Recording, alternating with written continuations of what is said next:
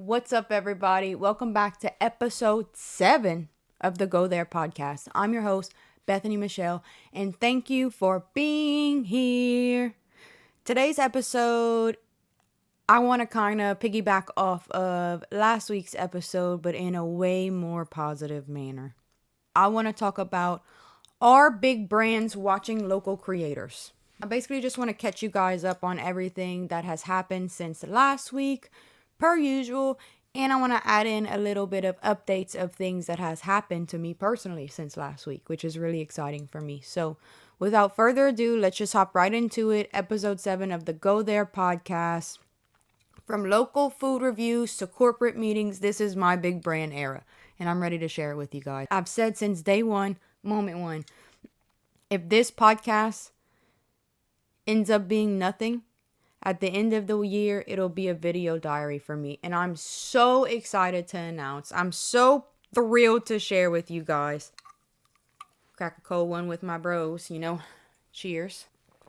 I'm so excited to share with you guys that I have not one, but 2 big corporate events coming up.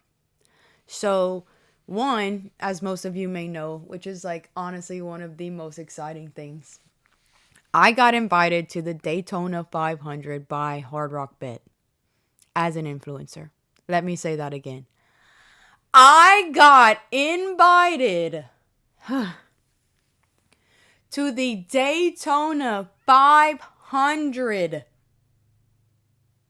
as an influencer with Hard Rock Bet. I'll be damn. Me?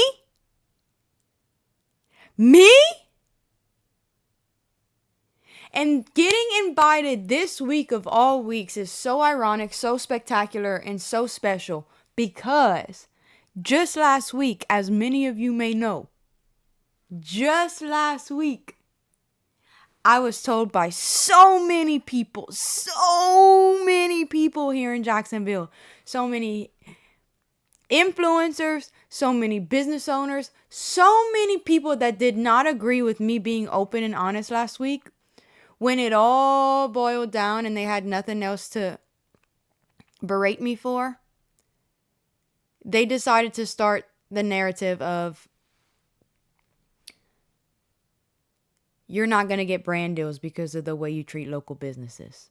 The narrative started here in Jacksonville from a few local influencers and local businesses that I was, quote unquote, shooting myself in the foot by calling out Wing It because good luck getting any brand deals after that. Yes! I just got a full sleeve. I'm in my muumuu, by the way. I just got a full sleeve 2 days ago, and it hurts. But guess what? Yes! This episode is for everybody who is in my DMs defending Wing It, in the comments defending Wing It, all the influencers that blocked me last week because they couldn't take my honesty towards Wing It. This episode is for y'all. I made it. I did it, and I'm so stoked to share not only that, Hard Rock Bet, Daytona 500 with you guys, but I also have a huge corporate meeting scheduled for today at 2 o'clock. Fingers crossed. Guess with who? Moe's Southwest Grill.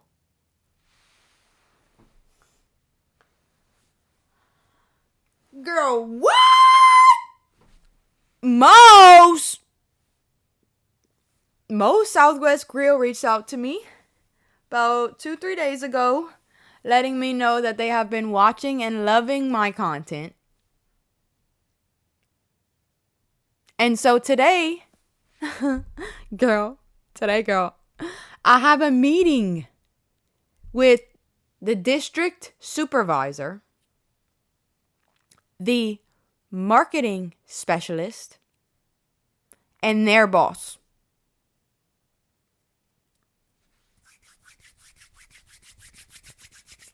So for all you people and all you influencers who were in my DMs last week saying I wouldn't get very far with the way I was carrying myself.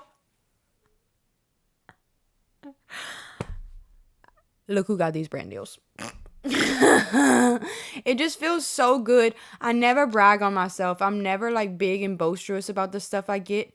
But with this, I will be. Because it is just so ironic. Literally, I cannot get over last week. So many people were telling me to be careful. Like, it was so funny because there were people who weren't even disagreeing with me, but they were like, I see what you're saying, but I would just be careful. I would just keep it positive. I would just. There's a reason why everyone's following me and not you, because I've ran my page without management, without a PR team, without any of that up until this far, and I've made it. So everything I've done has been on my own accord, by my own decisions, by my own intuition, and I made it this far. I got my first big corporate meeting today. Tomorrow I have my first big brand trip. I don't even know what to call it. I'm just so excited. Like, what do you even call that? The Daytona 500? Do y'all know how expensive it is to go to the Daytona 500? I didn't. I looked it up last night. It is so damn expensive to go watch them cars is it a right or a left turn? I don't know. Getting invited to this big event, the Daytona 500, from Hard Rock Bet felt like, aside from like proving to everyone I did it, it felt like a moment for myself. Like I feel like I earned this. I've been doing so much content for so long. It's been so much pressure for me to just show up as myself and be myself. I mean, you guys saw it last week. Everyone's like, we don't agree with you. We don't agree with your opinion. We don't agree with the way you operate. And because of that, we're going to personally attack you.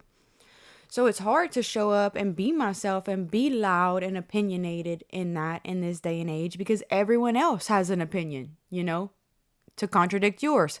And the imposter syndrome that I experienced, you guys already know. Go watch episode 1. That's basically all I talked about in episode 1, is how I'm so scared, but I started anyway. And by episode 7, look how much has changed. Look how much I've grown.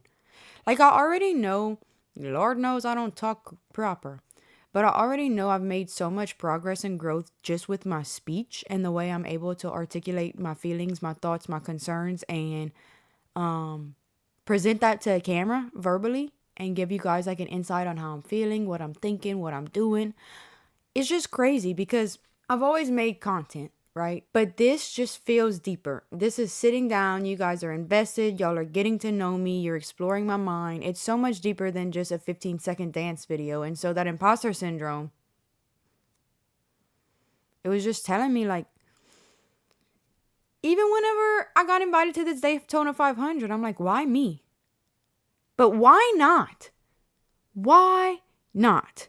There are influencers with way less getting invited to this event by Hard Rock Bet. So why not me?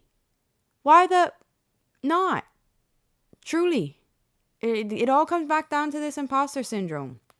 So the reason why I said yes to this, who wouldn't say yes to this? Huh? You mean to tell me if Hard Rock Bet reached out to you and said, hey, we want to send you to the Daytona 500 all 4 days. No payment included, VIP, fan zone access, pre-race. Would you really say no? Let's be real. It's just crazy how, like, the moment I began to build my platform by supporting local, now the national brands are watching. It's insane. Like, you really, I say this to people. I say this to my mom mostly. You never know who's on the other side of that screen. You never know. You never, ever, ever know. Some of the best and biggest partnerships that I've gotten are just from people stumbling across my content. And I'm learning now, both of these situations, the Hard Rock Bet Daytona 500 and the Moe's Southwest Grill, both of those people reached out to me because they watched my content personally First. First. The man who pitched me to his bosses at Moe's was just a regular viewer of mine. Shout out to you. Thank you so much. And same with the Hard Rock Bet lady. She literally messaged me after I posted a reaction on my TikTok freaking out. And she was like, hey, tag Hard Rock Bet.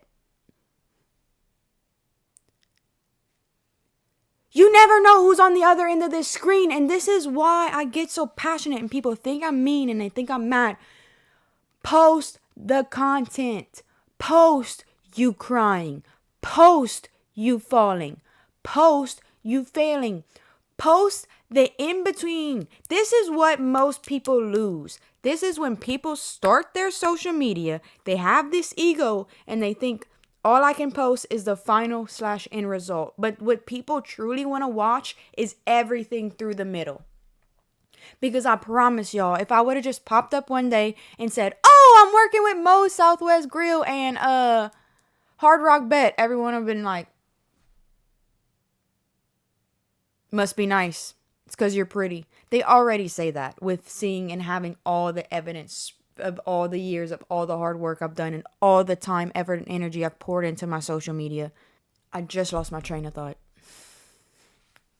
Oh yeah, I'm back. Truly, how boring would it be to just wake up one day and find somebody who's already made it and you didn't see where they started, their whole journey, all the growth, all the effort, all the trials, all the tribulations to get to where they are. And in no way, shape, or form am I saying that having a meeting with Moe's Southwest Grill and going to the Daytona 500 is the end goal for me. But I'm telling you, the same way a year and a half ago, my only goal was to get free food and get free packages. Right now, my only goal, or my main goal, should I say, was to get noticed by big corporate brands and get brand deals and invites to things. Okay, I passed that first stage of like little micro influencer, you know. You get a invite to a restaurant here, you get a PR package there. Now I'm in the world of micro influencer. I get invites to collaborate all the time. That's all my inbox is filled with is collaboration requests. And once or twice a week, I'm getting a unknown package from an unknown brand sent to my door. And I don't even post about half of it because it's not required. But what I'm trying to say is, when you set small, reachable, attainable goals for yourself and you start reaching them, something changes up here. Something changes, because when I was a burnt out caregiver, just taking care of my dad and looking for anything to keep me distracted from how depressed I was, I didn't care about making money on the internet. I didn't care about getting invited out to events. I didn't care about getting free food. The trash is passing. I'm just going to keep doing this podcast with all the rumbling and jumbling in the background. So I apologize in advance. When I was a burnt out caregiver, taking care of my dad who was literally dying, I didn't care about brand deals. I didn't care about food reviews. I didn't care about collaborations. I didn't care about getting invited places, okay? All I cared about was making it to the next day with my mental health being as bad as it was. I documented my life then. I had 14,000 followers back in 2020, 2021. Like, I've always had a following, and it's not been because of any forced or faked content, okay? So when I started doing food reviews, I already had a following of people who completely trusted me. They've watched me for years. And it's so ironic. It wasn't because I wanted free food. It wasn't because I wanted to be invited to new restaurant openings. It was because I was 100 pounds soaking wet. I couldn't eat 3 meals a day to save my life. And I knew that if I didn't find a way or an excuse to make eating fun for me again, things could get dangerous. I'm not even going to cap. Like, there are pictures and videos of me back from 2021, 2022, like right before, the year or two before my dad died. I was such a burnt out caregiver. I was taking care of him 24/7 by myself. I was working out excessively and I was paper thin. I was so small. And being someone who grew up in South Louisiana and had extra weight carried on them my whole life, I felt good being skinny. And I look back and it's so funny because I used to go back to Louisiana and my family would tell me that I look sick. And I look back on the pictures and I did look sick. Like, we're in the world of Ozempic now, but 2021, 2020, people weren't paper thin because of them shots. If you were paper thin, it's probably because something was really, you were either sick or you were abusing something. And yeah, I was so thin. I wouldn't eat. I'd maybe eat one meal a day if I was lucky. When I have anxiety, I don't have an appetite. So that contributed to a lot of the reason why I wasn't eating at the time. And then I was shuffling like crazy. Like, I would just go and dance all the time. And it wasn't like going out and working out. I was going out and doing what made me happy, which was also was heavy cardio. Because that dance style was heavy cardio. So your girl was tiny.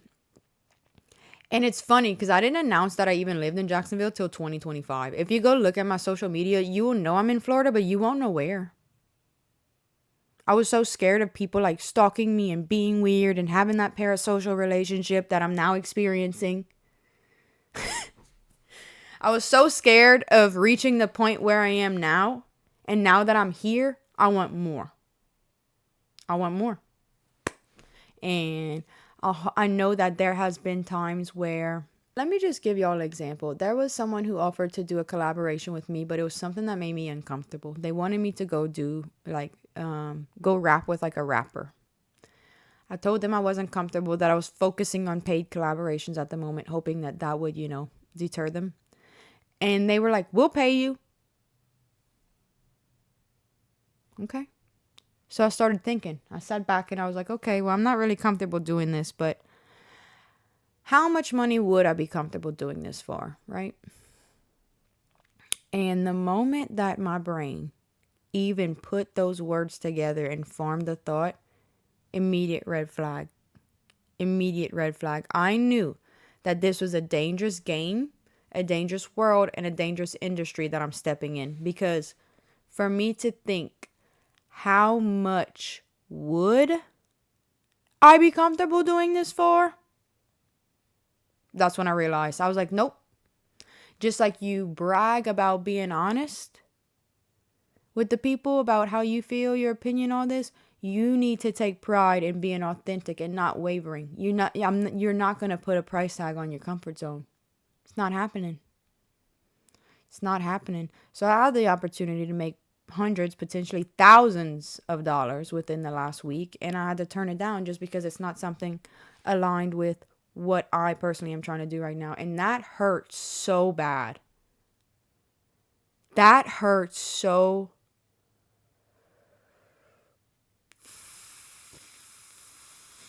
If I'm being honest, guys, I couldn't afford to turn that down. It pisses me off thinking about it. Just because I know that I need to be in a financially safe space for me, which I'm not at the moment. I'm not financially secure. I'm not financially stable. I am, like most people, scraping paycheck to paycheck, barely getting by. Credit cards, all 4 of them are completely maxed out. I literally I could not afford to turn that down. But the same way that I could not financially afford, I just emotionally, morally, I can't afford to also compromise my comfort zone for a dollar sign. Having this, or should I say, these 2 opportunities come to me about a week or 2 after that,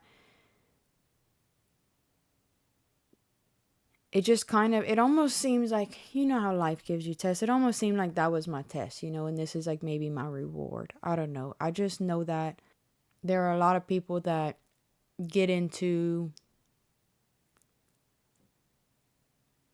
the spotlight, they get into the media, they get into the fame, and they basically shed all morals.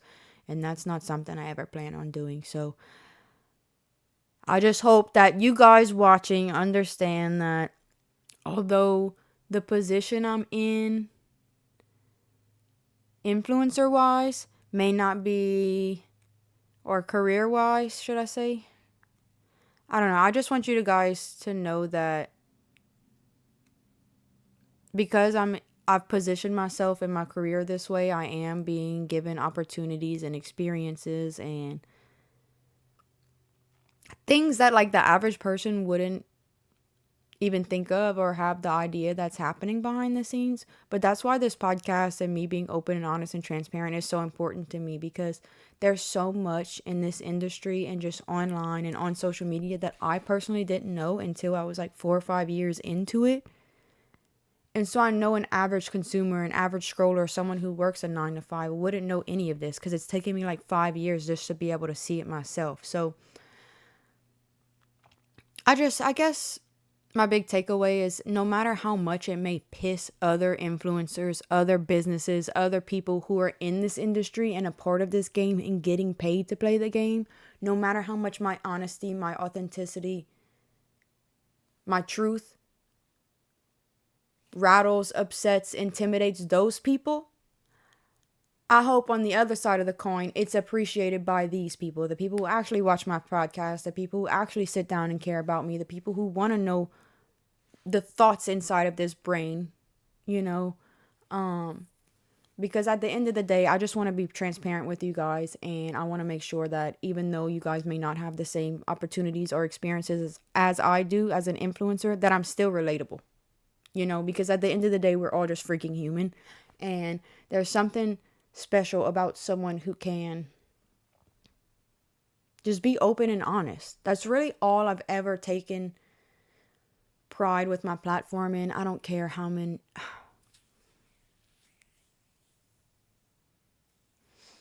I don't care about the glitz, I don't care about the glamour, I don't care about how an eating contest, I don't care how many hot dogs you can eat, how much money you can make, how many followers you got. If you are not a genuinely good person to the core, I do not want you around me.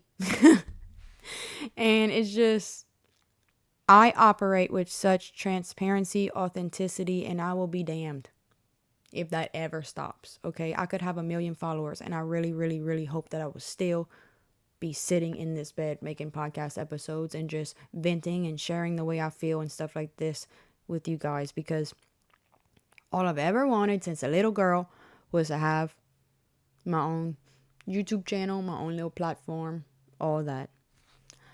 I was a kid of divorce, an only child, okay? YouTube and the videos on there was like my best friend. But with that being said, no matter how big my platform gets, I don't want that to ever be a trade-off for how I truly operate to the core. So I love y'all. I appreciate y'all for being here. I can't wait for my next episode when I talk about the Daytona 500 and this Moe's Southwest Grill, how this meeting went. I didn't really do anything to prepare. Because honestly, like whenever I try to prepare, I just feel like when people watch me as a viewer and then ask me to come and work alongside them, they can tell the switch. Okay, when I go from being myself and I try to be professional and have a pissing contest, they can tell. So I didn't prepare, I didn't do anything. Hopefully that doesn't hopefully that's not a bad decision, but hey, this is how I operate. So thank y'all for being here. Thank y'all for listening. And by the time you guys are watching this episode, I will be at the Daytona 500, hopefully having the best weekend of my life. So if you've made it this far all the way to the end, comment something about the Daytona 500. I don't know, but I love y'all. Thank y'all for being here for episode 7 of the Go There podcast. I hope y'all have a great weekend. Peace out, guys.